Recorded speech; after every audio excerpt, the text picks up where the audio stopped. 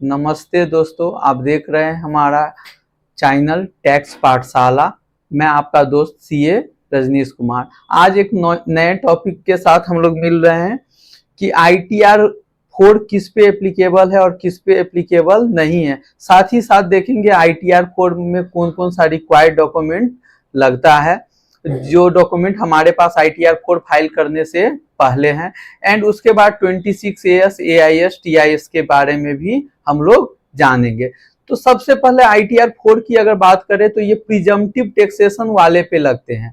Presumptive taxation क्या होता है? लाइक अगर आप बिजनेस कर रहे हैं, अगर आपका टर्नओवर लेट से कि 50 लाख है, तो गवर्नमेंट कहता है आप उस पे 8% प्रॉफिट पे टैक्स दे दीजिए, हम आपको कुछ नहीं बोलेंगे और आपसे कोई भी चीज का डिमांड नहीं करेंगे। तो उसको बोलते हैं प्रिजम्पटिव टैक्सेशन। मतलब एक टैक्स रेट मान लिया गया है, उस टैक्स रेट पे आपको क्या देना है? टैक्स देना है। और ये सेक्शन 44AD में प्रिजम्पटिव टैक्सेशन डील करता है ट्रेडिंग बिजनेस के लिए। अगर आप प्रोफेशनल है तो उसके लिए 44ADA डील करेगा प्रोफेशनल के लिए, उसमें आपको 50% के रेट से टैक्स देना पड़ेगा।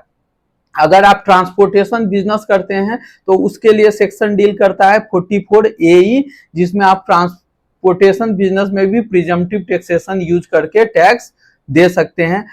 आगे हम लोग देखेंगे कि ये आईटीआर 4 किस पे एप्लीकेबल है, किस पे एप्लीकेबल नहीं है, यानी कि किन किन को आईटीआर 4 प्रिजम्पटिव टैक्सेशन वाला फाइल करना है और उसमें कौन कौन सा रिक्वायर्ड डॉक्यूमेंट है। साथ ही साथ हम जानेंगे 26 एएस और एआईएस टीआईएस के बारे में भी जानेंगे। तो आइए हम लोग देखते हैं applicability. Who can file ITR 4 in India for financial year 2024-25। अभी जो हम लोग आईटीआर फाइल कर रहे हैं यानी कि असेसमेंट ईयर 25-26 के लिए, वो वीडियो इसके लिए है। यानी कि एकदम इस साल जो आईटीआर हम फाइल करेंगे ये वीडियो इसके लिए है।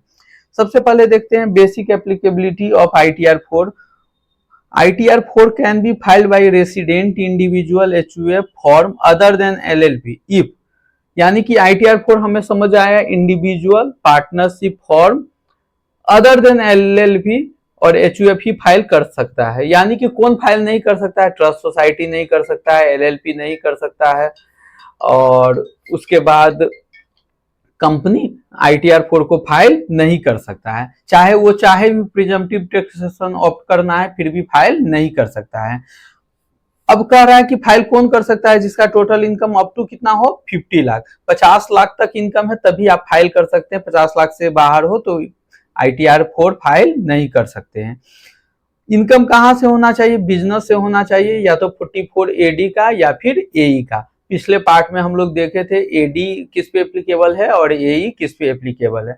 या तो फिर प्रोफेशनल पर 44ADA वाले पे लगता है, या तो फिर आपको सैलरी पेंशन भी आ रहा हो उसके साथ वन हाउस प्रॉपर्टी का इनकम भी आ सकता है और कुछ अदर सोर्स का इनकम भी आ सकता है, लाइक डिविडेंड वगैरह, इंटरेस्ट वगैरह भी आ सकता है। एग्रीकल्चर इनकम है तो वो अप टू 5,000 तक ही होगा, जैसा कि आईटीआर 1 में था।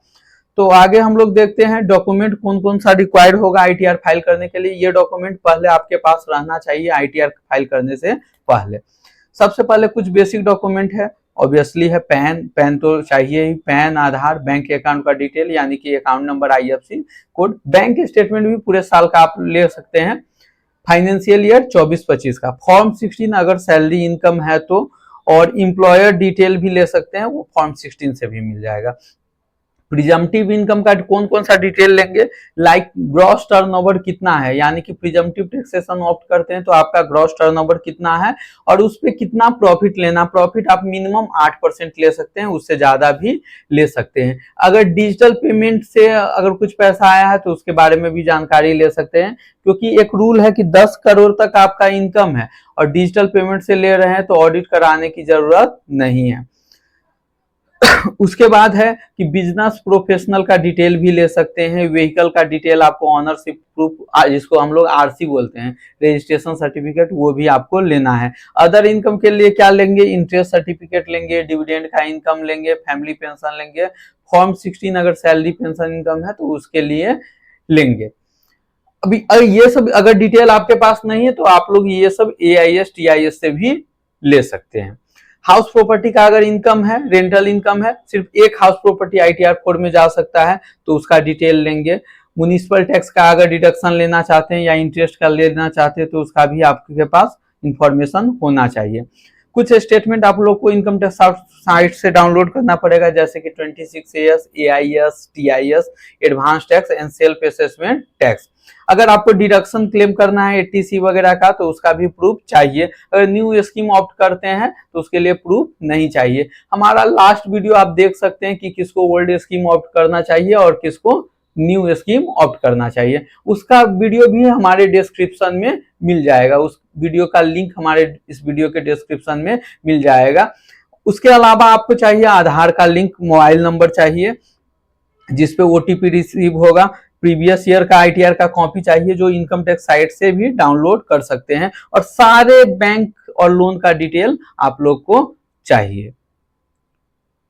26AS, AIS, TIS के बारे में हम लोग जानते हैं। अगर उसको कैसे डाउनलोड करना है इनकम टैक्स के वेबसाइट से, ये कंप्लीट वीडियो आपको चाहिए तो आप इस वीडियो के डिस्क्रिप्शन में जा सकते हैं, वहां से आपको एक लिंक मिल जाएगा यूट्यूब वीडियो का। पुराने वीडियो में हमने कंप्लीट बताया हुआ है कि इनकम टैक्स के साइट पे जाके कैसे डाउनलोड करें एंड कैसे कंपेयर करें, क्योंकि वो आपको देखना पड़ेगा, कोई भी इनकम टैक्स रिटर्न फाइल करने से पहले वो देखना पड़ेगा। इस वीडियो में इतना ही। नेक्स्ट वीडियो में हम लोग देखेंगे, नेक्स्ट वीडियो जो कि संडे को बनेगा, उसमें हम एक अलग इंफॉर्मेशन लेंगे, यानी कि ये अपने टॉपिक से अलग हट के हर संडे को वीडियो बनाएंगे, जो कि हर संडे को 5 बजे मिलेगा आप लोग को। तो कल का वीडियो जरूर देखिएगा क्योंकि उसमें बहुत इंफॉर्मेशन बेस्ड होगा। वो वीडियो है AI पे। तो कल के वीडियो में मिलते हैं फिर हम लोग। Till bye, signing.